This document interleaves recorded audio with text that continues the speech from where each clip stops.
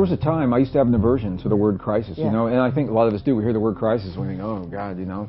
I actually have come to appreciate the word tremendously now for this reason, because if a crisis is present, if it's still present, it means we still have time to fix whatever it is that the crisis is calling our attention to. If the crisis is over, that means it's done.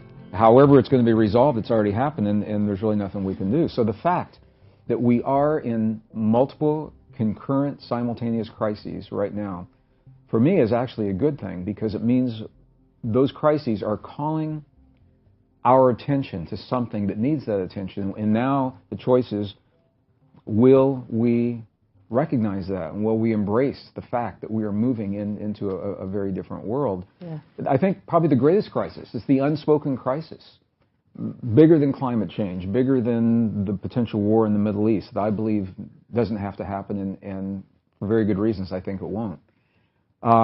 Bigger than all of those, I think, Jennifer, it's a crisis in thinking. Because until the people of the world have embraced the fact that the world of the past no longer exists, and are willing to embrace the solutions and the ideas that support the new world, it's going to be very, very difficult to move into that world. This is thing, the media has so trumped up the things that are broken, and really hasn't recognized a lot of very good things happening in the world, but the media has never come out and said, in a big way, BBC or CNN, you know, a special, that the world of the past no longer exists. If we can do that in a broad general audience, to a broad general audience, then people can mourn the passing and let it go of a way of life. And without that, and I see these people every day of my life, there's a belief that the world was kind of chugging along. Everything was going well until something happened. For some people, it was 9/11. For some people, it was the economic crash in 08 and 09. But for those people, there's a sense that all we need to do is get through the difficult time and the world goes back to normal. And they're waiting for normal. They put their lives on hold. There are people that are waiting to have children. They're not creating their families because they're waiting for the world to get back to normal. Or people that have their career choices and their lives on hold, waiting for us to come down the other side of a speed bump and return to a world that no longer exists. And those are the people that are suffering. They're suffering right now because they're clinging to an idea of a world that served us. And I'm not going to judge it as right, wrong, good, or bad. I have to say it worked so well, we're here. It got us here. Right. And now we know things now we didn't know in that world. And I think it serves us not to judge the past as a mistake or a good thing, but to say it was our path. And that we're on this huge learning curve. And now we know more than we have in the past. And with what we know, we can make new choices and move forward. And I think this is really the root of so much of the struggle people are having. Because the world is changing, the way we live our lives is changing. The way we've thought of money in the past is changing, but nobody's told us that. The way we thought of jobs and careers and security. We no longer live in isolated nations, isolated economies. We don't have isolated resources. And it's very difficult for a single nation to make choices and decisions solely regarding their nation because we are so interconnected. For many people, they haven't really embraced this fact. We pushed globalism. The modern world pushed globalism on the world bought it. And now that the world bought it, we're in this together.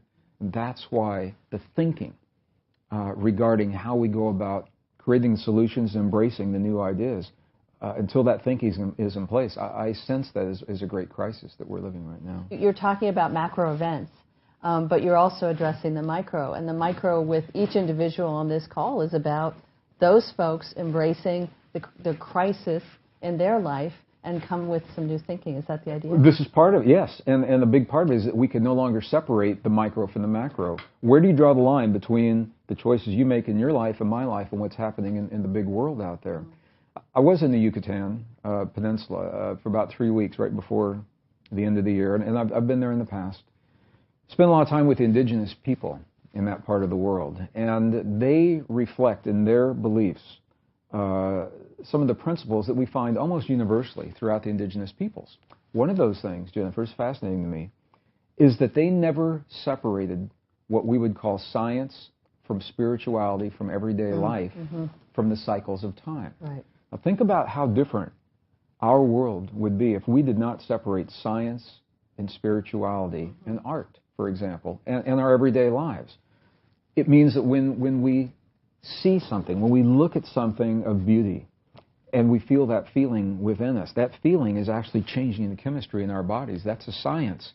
To us, in the modern world, we've made this distinction. We say, oh, that's just art. You know, it's just a picture. When really, our presence with this piece of art, or I'm looking at a plant behind you right now, as I'm saying, it's the beauty of those flowers. It's creating a feeling in me. That's changing my body chemistry. 1,300 biochemical reactions happening in my brain and my body in response to an emotion that I'm having. And we've separated those things. They never separated the world from their lives. I think we're at a time where it's really difficult, we're challenged to draw a line between where our lives end and where the rest of the world begins. And the moment we draw that line, if we choose to draw one, we've fallen into the ancient trap that keeps us separated from the world and locks us into struggle, because we have failed to recognize that our problems are the world's problems and vice versa. And it's not about solving a few people's problems here. We're all in this together. And so we are learning now, I think, to see the world and ourselves in a different way. So what can I personally do to change my life and to change the macro from the micro? The world that we're living in right now is largely based upon scientific assumptions made in the last 150 years. And science is good. I was trained as a scientist. I think science is useful, but science doesn't have all the answers. And this is, I think, the key. New discoveries, Jennifer, now show us where the thinking of the past, scientific thinking, is either inaccurate. Some places it's flat out wrong. Those new discoveries, the reason they're important is because we all, to answer your question, every one of us individually will solve the problems in our personal lives by looking at our relationship to the world through a lens of beliefs. And that lens is largely defined by science, either consciously or subconsciously, in the modern world. So the beliefs, where does life come from? Where do we come from? What is our relationship to our bodies? Are we powerless over our bodies, or do we have the ability to communicate and heal with our bodies? What is our relationship to the world around us? What's our relationship to other people? What's our relationship to the past? How do we solve our problems? These are big, big questions every individual consciously or often subconsciously ask themselves, every nation, every civilization.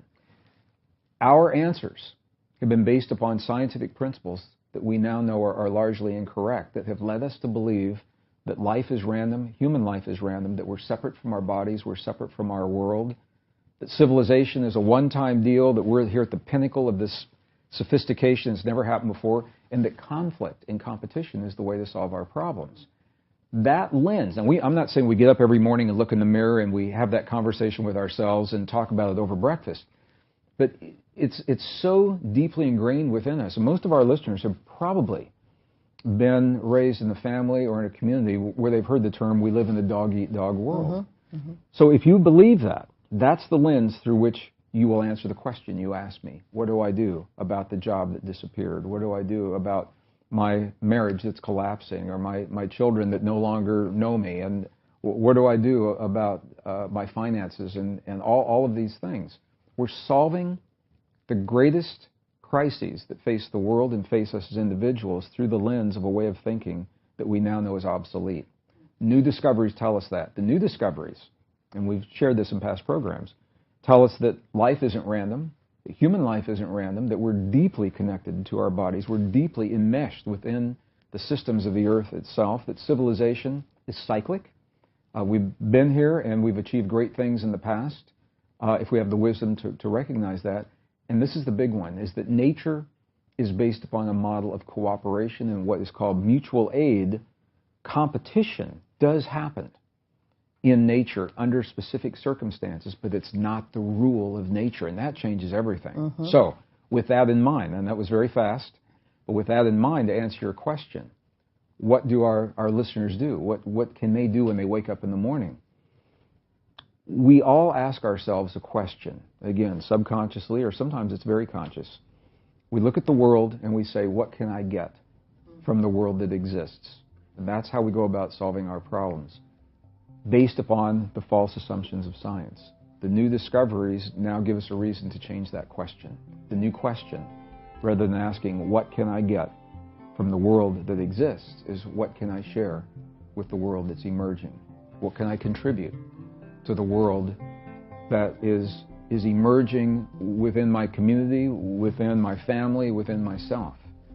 And the answer to that question, it's subtle, and please, listeners, don't be deceived by the simplicity of that question, because the way we answer that question opens the door to powerful, powerful possibilities, new ways of sharing our passions and our interests in the world, not just what we went to school to learn to do or just what our trade has trained us to do, but things that the world needs that we intuitively have picked up and learned on our own. And as we share those in a world that is now calling them forth, the flip side of that is that we are rewarded abundantly.